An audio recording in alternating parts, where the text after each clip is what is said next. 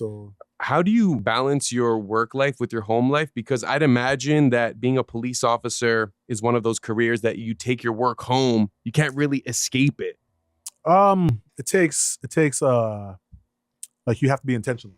You know what I mean? Because you're right. Like if you and therapy, like I do therapy, I have a therapist. Nice. I was always, growing up in the Caribbean culture and all that, I was kind of like, I don't want no therapy. And part of me still thinks I don't need therapy, but I was proactive in getting a therapist because they tell you in the job, like, hey, make sure you get a therapist, whatever. Really? I was proactive in getting a therapist and making sure that I had that therapist, a phone call away or whatever, so that I can just do check-ins, even if I feel everything's cool. Because they say a lot of this stuff that you do with policing hits you years later. Yeah, I can imagine. Like you deal with a dead baby, whatever, but then you're like, all right, I gotta stay on the job, so I gotta go. Like you deal with the baby, then you're like, go.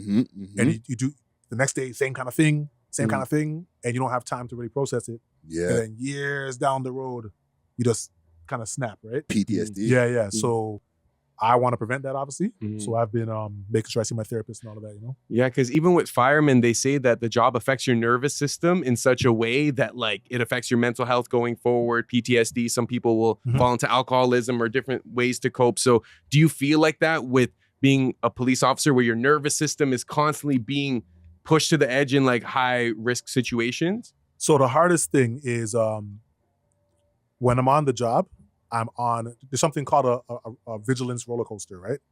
Or the hyper vigilant roller coaster. And it's like a diagram, like it shows like when you're on the job, you're like up here. But then when you get home, it's easy to be like, I don't want to do nothing. You know what I mean? Like I just, like all that energy that I use on the job, when I get home, it's like, you're drained. Like, it's like, babe, can you wash a dish? It's like, I don't want to do nothing. You know what I mean? So that's the part I got to fight against, like getting back into being useful at home. You know what I mean? So, yeah. I'm writing that down. Hypervigilant roller coaster. That's a title right there. I'm gonna start using that on my shorty. Like, babe, I'm just going through a hypervigilant roller coaster. I can't even do it that right now. So what's wrong? Like VR thing. But real talk, y'all. So y'all are here. You guys talk. You guys talk, right?